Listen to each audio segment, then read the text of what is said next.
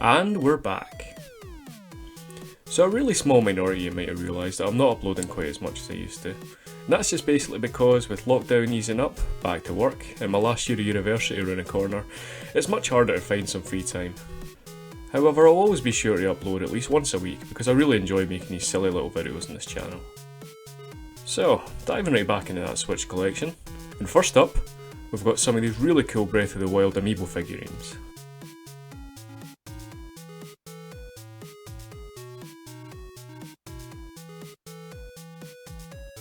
So I don't really go around collecting amiibos, but I really had to get these ones. And for some stupid reason I decided to unpack these 4 Breath of the Wild champions. I really wish I hadn't done that, but hey ho. Luckily though, I decided to keep this large Guardian amiibo still packed in its box, where it belongs.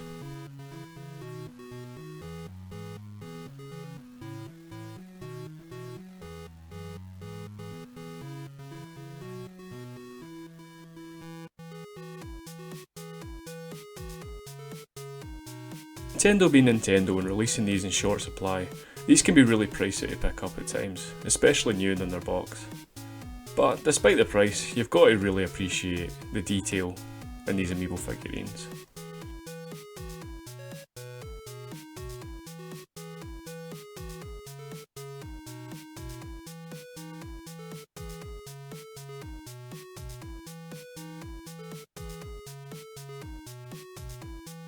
And next up today we've got Wolfenstein 2 New Colossus and Wolfenstein Youngblood Deluxe Edition. And behind it there's a really nice steelbook case that I got free with Youngbloods at the game shop. I've already gave my opinion of Wolfenstein 2 in another video, and I think it's fair to say that I really enjoyed it and I thought it was a really good port, within reason. However, Wolfenstein Youngblood's another matter. I mean the port's fine, it runs pretty much the same as the other game, but the game itself just isn't very good. I mean, I really tried to like it, there's just so many little things that bugged me. I mean, the characters themselves are beyond irritating. The game didn't even come with a cartridge, you had to just download it with a code, which is ridiculous.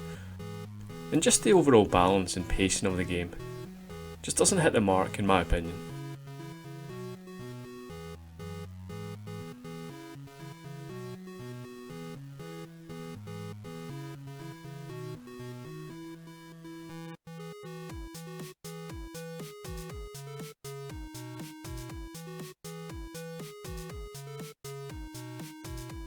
Anyway, moving on to Civilization 6.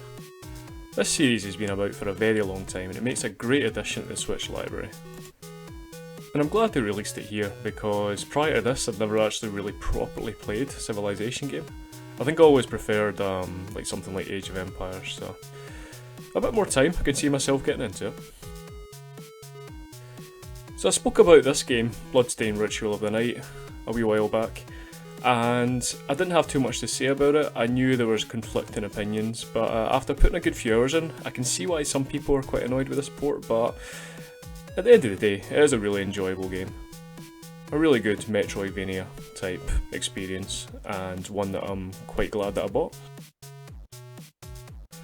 So then we have Persistence, and I've not played this yet, it's quite a new release on the Switch.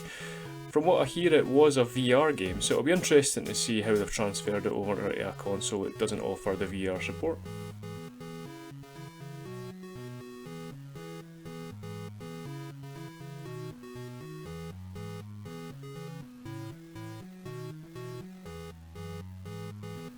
And then Fire Emblem Warriors. What more is it to really say? A lot of Warrior games I find very similar. This one's just set in the Fire Emblem universe. It was actually one of the very first games that I completed on the Switch. I remember I completed it on a train travelling down to London. And yeah, it was great, it was good, it was repetitive, it's what you'd expect from a Warriors game. And another brand new pickup is Railway Empire, the Nintendo Switch edition. One of my favourite genres of all time is probably building simulation games, so this is, as you'd expect, a game in which you build a railway empire, spanning across 100 years of American Industrial Revolution. And another new pickup is the very well received Astral Chain. So I was going to get the collector's edition for this when it came out, but there was something about it that I just didn't really fancy closer to the release date, so I cancelled it. And then again, when I went to a game shop nearby not too long ago, I figured, you know what, I kind of want to try it now. Yet to try it, but I'll let you know how I get on with it.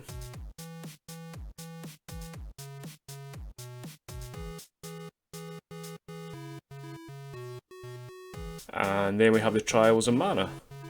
And I wouldn't say I'm the biggest Mana fan of all time because I've not played all the games, but one of my favourite SNES games of all time is The Secret of Mana. And that I recently picked up for the SNES, complete in its box, and I'm really quite happy to have that.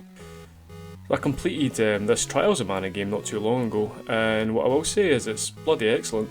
Voice acting's a bit cheesy, but overall, really good game.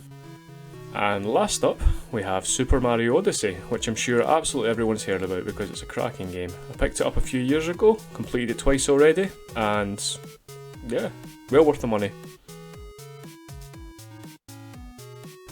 And here's a nice little touch, they've got the lyrics to the theme tune on the inside cover of the box art. And here's the Mario Red Joy-Cons that go nicely along with the Switch. And that'll about do it for today, I think. Just a little video showing off some more of my collection, nothing too exciting. I'll be back next week with another Skyrim lore video. I know there's some people out there that really appreciate them videos, so I'm going to stick at them for as long as possible. Until next time, see ya.